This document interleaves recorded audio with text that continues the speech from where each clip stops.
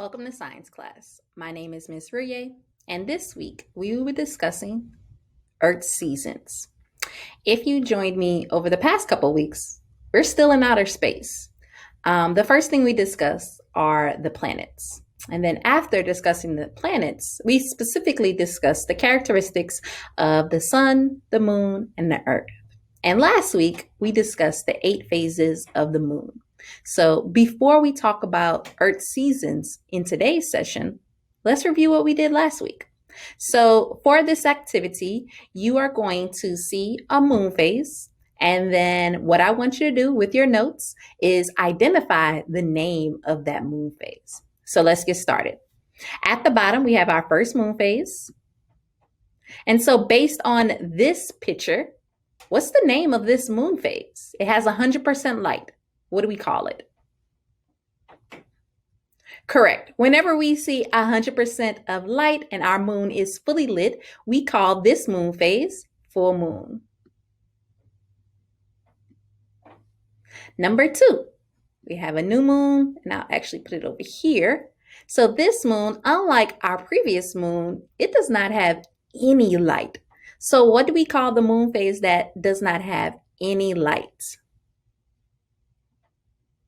Yes, that is called a new moon, and the new moon is located closest to the sun. Our third moon phase. So things we want to recognize whenever we're trying to identify the name of our moon phases, we want to first decide what side is the light on, because that's going to tell us if it is a waxing moon or if it is a waning moon. So what side is the light on for this moon?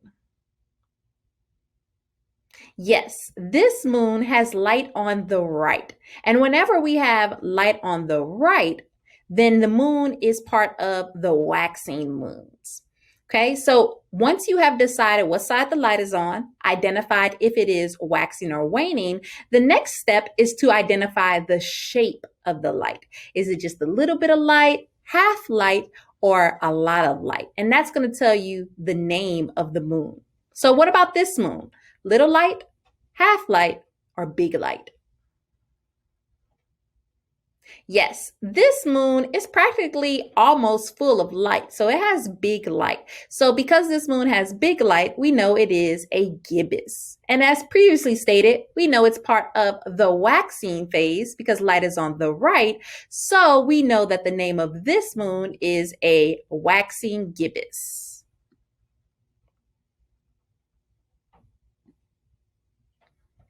Moon number 4. Again, the first thing you want to decide, what side is the light on? Yes, the light is on the left. So now is it waxing or waning? Correct, because light is on the left, we know it is waning. Now, what is the size of the light? Small, half, or big? Yes, the light is big, so we know that this is a waning gibbous. And as you can see, our waning gibbous looks just like our waxing gibbous. The only difference is the side of the light. Light is on the left for our waning gibbous, and light is on the right for our waxing gibbous. Moon number 5. So for this moon phase, again, we want to ask ourselves, what side is the light on? Yes, the light is on the right. Now we know it is part of our waxing moons. And so what is the size of the light? Small, half, or big? Yes, the size of the light is half. So we know that this is a quarter moon, and we know it is a first quarter because the light is on the right. Our next moon, first, what side is the light on? Yes, light is on the left, so we know that it is part of our waning moons. And now ask yourself, is it small light, big light, or half light? Right, it is half light, and because it is part of the waning phases, we know that whenever we have half of the moon lit during the waning phases, it is called a third quarter. And as you can see, just like our gibbous moons, they look very similar. Our quarter moons also look very similar. The only difference is the side of the light. Our first quarter has light on the right, whereas our third quarter has light on the left. Moon number 7. What side is the light on? Yes, light is on the right. And because light is on the right, is it waxing or waning? Absolutely. It is waxing. And now, do we see just a little bit of light, half light, or big light? We see just a little bit of light, so we know it's a crescent. And we already said it was a part of the waxing phases, so we know the name of this moon is a waxing crescent. And then last but not least, first thing, what side is the light on? Light is on the left. Do we see, is it, because light is on the left, is it a waxing moon or a waning moon? Light is on the left, so we know that it is a waning moon. And do we see just a little bit of light, half light, or big light? Correct. We see a little light, so we know it's also another crescent moon, and light is on the left, so we know specifically it is called a waning crescent. And so here are our moon phases. Just like the quarter moons and the gibbous, our crescent moons look very, very similar. The only difference is for a waxing crescent, light is on the right, and for a waning crescent, light is on the left.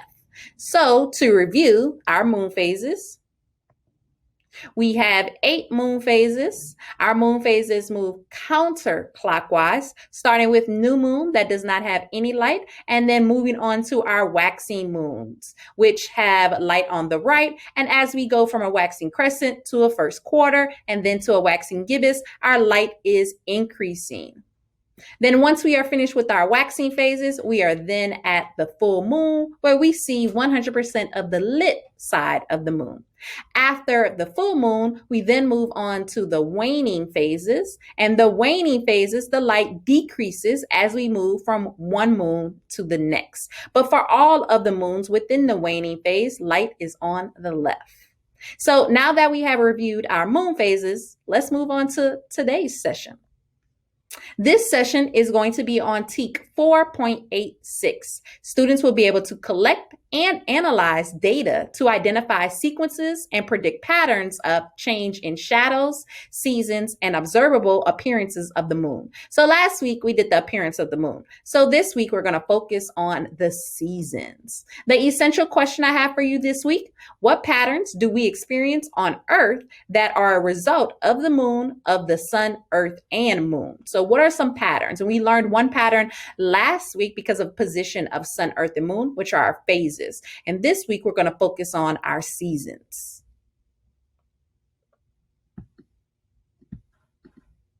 So the materials you will need for this session just include paper, pencil, and scissors.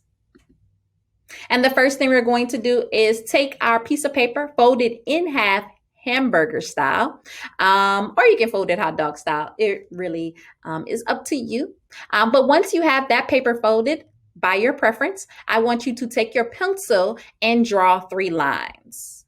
So you're going to draw a line here, here, and here. And it does not have to necessarily be equal, just as spaced out as much as you can. So once you draw those 3 lines, you will then be left with 4 boxes. And we are going to take our scissors and cut just the line. Remember, we do not cut the back area because we need that to write on. So we're just cutting this front part, these lines, to give us 4 tabs. Once we have our 4 tabs, we're going to label our first tab winter, our second tab spring, our third tab summer, and our last tab fall. So I'll give you about 30 seconds to have your paper folded, written on with 3 lines, label, and cut those tabs. 30 seconds starting now. If you are just joining us, welcome. Today we will be discussing the reason for the seasons and the 4 seasons specifically. Right now we are creating our foldable for today's session, and we have about 15 seconds to create your foldable. Again, the directions are to fold your paper in half, draw 3 lines on one side, then cut those 3 lines to create 4 tabs. Once you have those 4 tabs, you want to label the first tab winter, the second tab spring, the third tab summer, and the last one fall. All right, so now that we have our foldable created, let's begin. So the first thing we want to do is know that seasons are not created due to the distance that Earth is from the sun. So the Earth is about the same distance from the sun throughout the year. So we're not hot during summer because we're closer to the sun. And we are not cold during winter because the Earth is further away from the sun. Distance from the sun does not cause Earth seasons. So that's number 1. But what does? It would be Earth's tilt. So the Earth is tilted on an axis about 23 degrees, and that is the reason why we have our 4 different seasons. But it is not because of the distance from the sun. It is because of Earth's tilt. So now that we know why we have seasons because of Earth's tilt, let's talk about those seasons. So the first season we're going to talk about is winter. Now, before we get into the actual details of winter, when does winter start? So the first day of winter is called the winter solstice. And it is, again, the first day of winter is usually around December 21st of every year. So during this time, or on December 21st, we would say that, and if we're speaking about just the northern hemisphere right now, but it occurs in both hemispheres, but we're speaking specifically of the northern hemisphere. So December 21st, northern hemisphere is pointed the furthest away from the sun. So again, it's tilted the furthest away from the sun. And then during the winter solstice, it is going to be the shortest day of the year. So we're going to get about less than 12 hours of daylight, but it's also going to be the longest night of the year. And then during this time, or on December 21st, the northern hemisphere is receiving the most indirect or weak rays from the sun. And that's the reason why it would be very cold, or typically colder than it would be in other days. So again, winter solstice, first day of winter, typically on December 21st. On this day, the northern hemisphere is tilted the furthest away from the sun. We're going to have the shortest day that day, and also the longest night that night. So now that we know about the first day of winter, let's talk about winter specifically. So during winter, the entire winter season, the Earth is tilted away from the sun. But as we move towards spring, the less it is tilted. Okay, but during the winter season, it is tilted away from the sun. That's key. Now, throughout the winter season, the days are short, but the nights are longer. Okay, so throughout the winter season, days are short, nights are longer. So when you get home around 6 after school, that's why it's usually typically dark outside, because during the winter season, our nights are longer and our days are shorter. And again, during the winter, sun rays are weak, but they become stronger as we progress through the end of the season. So key takeaways for winter that you want to remember is that it produces short days, long nights, and that the sun or that the Earth is tilted away from the sun. So now that we have our information for winter, we're going to move on to spring. But before we do that, let's look at this diagram. And again, we were referencing just the northern hemisphere. So in this picture, this is image of what it will typically look like during winter in the northern hemisphere. We would see the northern hemisphere tilted away from the sun. Okay. Now, what we want to recognize is, although the northern hemisphere is tilted away from the sun, our southern hemisphere is tilted towards the sun. So when it is winter in the north, it is actually summer in the southern hemisphere. So our friends who live in Australia celebrate Christmas during summer because when we are experiencing Christmas during winter, they are actually experiencing Christmas during summertime. So now we're on to spring. We know that the first day of winter is called the winter solstice. The first day of spring is called the vernal equinox. And that equinox, that word equinox, is going to be very key to helping us remember the position of Earth during spring. So again, the first day of spring is called the vernal equinox. It happens around March 20th of every year. And so during this time, the axis is not really pointed towards the sun or away. It's in a halfway mark. And during the equinox, which is about to come up, we receive about 12 hours of day and 12 hours of night. So they are equal. So our days and our nights are equal during our vernal equinox. And because the earth is not tilted towards the sun or away, it's kind of in a halfway point, we get medium rays from the sun. The intensity is medium. It's not weak, it's not strong, it is medium because we're not tilted towards the sun or away. So now that we know what the first day of spring is, let's talk about spring. So during spring, or as we progress through the spring season, the earth begins to tilt towards the sun. But spring itself, it's not. It's in a halfway part. And as we progress through spring, the days begin to get longer. But again, for spring, we have about 12 hours of day, 12 hours a night. It's about half and half. And so again, as you progress through spring and go into summer, those rays begin to get stronger. So our third season is summer, and the first day of summer is called the summer solstice. And it usually occurs around June 20th.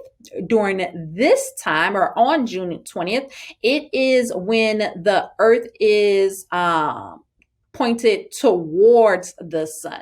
All right. And so we typically have during this time the longest day of the year, and we get over 12 hours of sunlight, and we have the shortest night.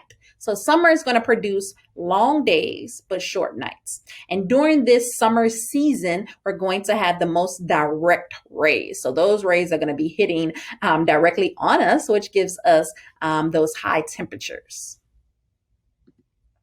Now, during the summer season, again, the earth is tilted towards the sun. And again, our days are going to be long and our nights are going to be short. And the sun rays are very, very strong. So we have an image of what that looks like. So during the summertime, we're tilted towards the sun.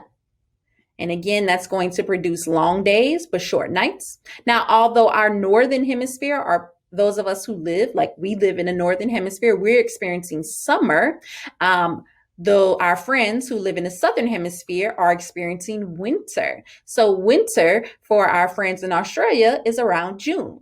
Although in June in Texas, we will be experiencing summer, June in Australia is winter because they will be tilted away from the sun. And then our last season. So our last season is fall. The first day of fall is called the Autumn Equinox, and it occurs around September 22nd. Again, like the Vernal Equinox during spring, during this time, the earth is not really pointed towards the sun or away. It's kind of in the halfway mark. And also during this time, we get about 12 hours of day and 12 hours of night. So the days and nights are equal, and we get about medium intensity of our sun rays from the sun. So not that hot, but also not that cold. And then specifically speaking of fall, again, during the fall time, we're not really tilted towards the sun or away, but we will progress towards being tilted away once we get closer to winter.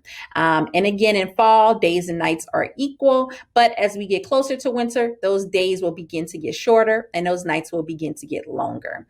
And then as far as sun rays, because we're not tilted towards the sun or away, we kind of get medium sun rays.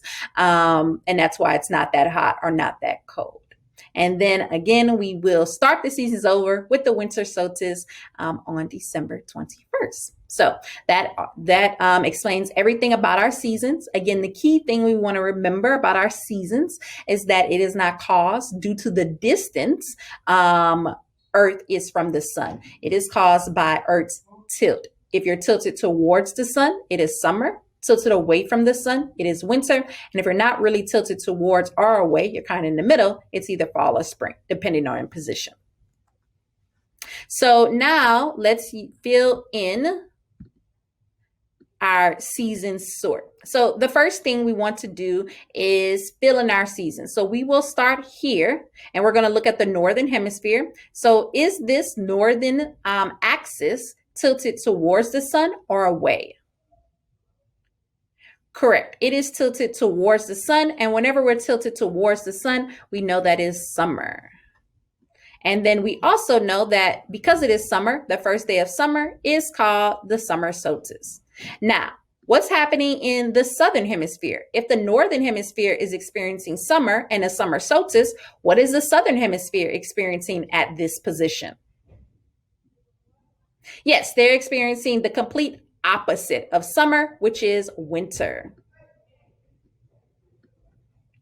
And then we know that the first day of winter is called the winter solstice.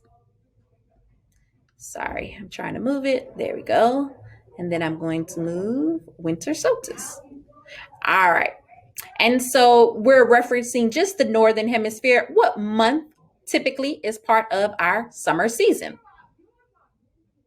Yes, it is June, which is when our summer solstice also occurs.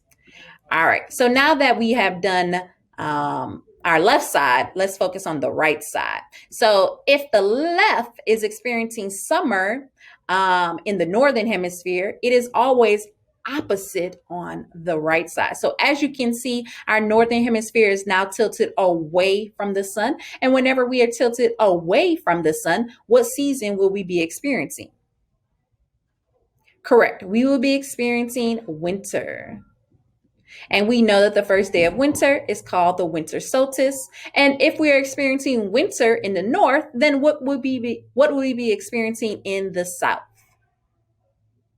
Correct. The complete opposite, which is summer. So the southern hemisphere is experiencing summer. And again, the first day of summer is called the summer solstice.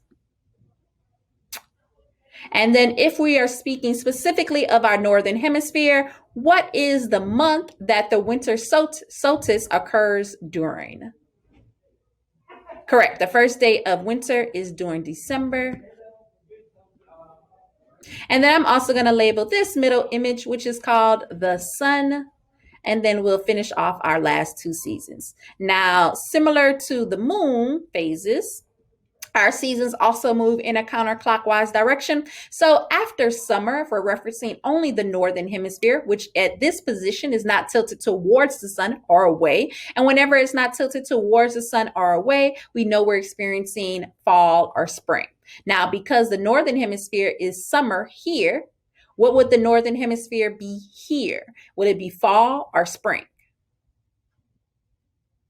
Yes, after summer, absolutely the answer is going to be fall, or autumn. So the northern hemisphere will be experiencing autumn, and the first day of autumn is called the autumn equinox. Now, again, if the northern hemisphere is experiencing autumn, then what would the southern hemisphere be experiencing? Correct. The complete opposite of fall, which is spring. So the southern hemisphere will be experiencing spring. The first day of spring is called the vernal equinox. Now, what month is autumn equinox part of? What month is the first day of fall part of? Correct. It is part of September. And then again, we continue to progress through our seasons. Our northern hemisphere first started with summer, and then it moved to autumn or fall, and then it moved to winter. And so the last season that our northern hemisphere is going to experience, because it is not tilted towards the sun or away, it's at a halfway mark, would be called what? Correct. It would be called spring. So we would be experiencing spring in the northern hemisphere at this position. The first day of spring is called the vernal equinox. And if our northern hemisphere is experiencing spring, then we know that our southern hemisphere is experiencing what season? Right, the season that is the complete opposite of spring, which is fall or autumn. And then the first day of autumn is called the autumn equinox. And then whenever our northern hemisphere is experiencing spring, it has that first day, which is the vernal equinox. What month does the vernal equinox occur during? Correct. It is March. So again, key takeaways. We want to remember that our seasons, they move counterclockwise. If we're referencing our northern hemisphere, we start with summer, which is tilted towards the sun, move on to fall, then winter, and last but not least, spring.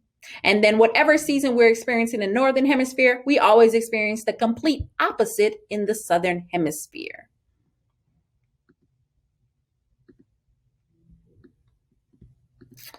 All right, so we're going to move on to our quiz is before we end today's session with our star practice questions for our star assessment in May.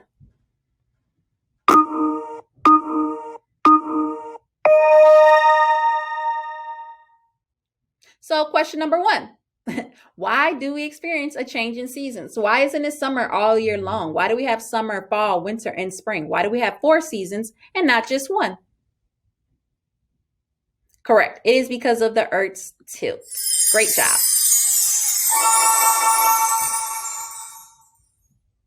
Which seasons have the same amount of daylight hours? So, same amount of daylight hours. Absolutely. Spring and fall. They both have 12 hours a day and 12 hours a night.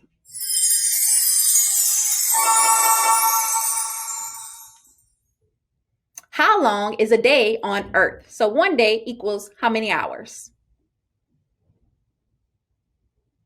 Right, 24 hours.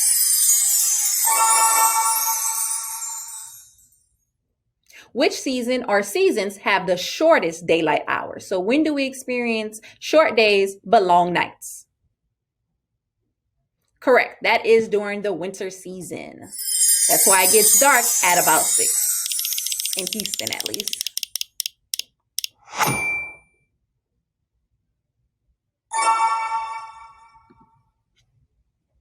What does rotation on Earth causes us to experience? And so remember, rotation is spinning. So when our Earth spins, what does that create for us? Absolutely. It creates day and night.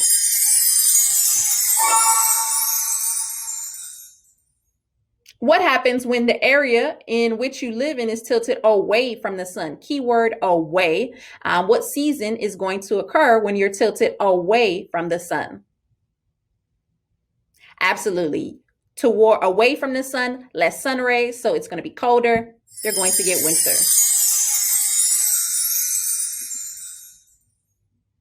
Which season has the least amount of daylight in the northern hemisphere? So which season has short days? Right, it is winter. So before today's session ends, let's move on to our practice star question. And so our practice star question for today says the model shows Earth in several positions relative to the sun. In which position is it winter in the northern hemisphere? So first thing, we do not have to worry about the bottom part of our Earth. We're only looking at the northern hemisphere above the equator. So out of these positions, 1, 2, 3, and 4, which one is experiencing winter? Now, the first thing you want to ask yourself, if we're experiencing winter, are we tilted towards the sun or away or halfway? Yes, if it's winter, we are looking for the season that is tilted away from the sun. So out of these moons, which ones can we eliminate because they're not tilted towards the sun or away? They're at the halfway point. Right, 1 and 3. 1 and 3 we can eliminate because they're not tilted towards the sun or away. It's a halfway point. So that means we're looking at either 4 or 2. And out of 4 and 2, which one has the northern hemisphere above the equator tilted away from the sun? Yes, that would be number 4. The northern hemisphere is tilted away from the sun at number 4. So the answer to this question is J. That is everything that I have for you today. Thank you for joining me. Have an awesome week, and I will see you next week. And bye-bye.